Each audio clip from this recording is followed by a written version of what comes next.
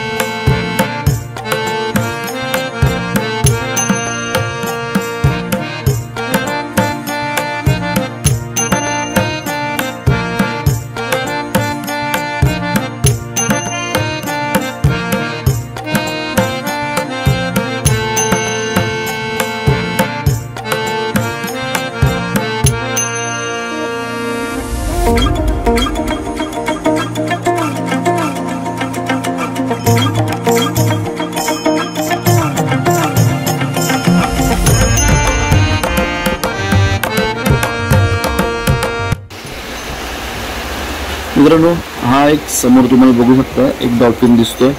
थोडा लांब होता त्यामुळे थोडा पोसटसा दिसतोय. मित्रांनो, आता डॉल्फिन तर आपण सगळे बघितलेच आणि शिवाय बगळा देखील बघितलात. हा छोटासा व्हिडिओ होता मित्रांनो, फक्त मला हे दाखवायचं होतं की दिघी बंदरात आता डॉल्फिन दिसतात. हे मी स्वतः प्रथम पाहिल्यामुळे मी सगळ्यांना आता सांगतोय की पर्यटनासाठी येत आहे तर नक्कीच डॉल्फिन बघा आणि हा व्हिडिओ जास्तीत जास्त शेअर करा आणि सगळ्यांपर्यंत हे पोहोचेल. व्हिडिओ आवडला असेल तर नक्कीच लाईक शेअर कमेंट करायला विसरू नका. चॅनल नवीन असेल तर सबस्क्राईब करायला विसरू नका. बेल आयकॉन नक्की दाबा. भेटू पुढच्या व्हिडिओत. तोपर्यंत जय भवानी, जय शिवराय.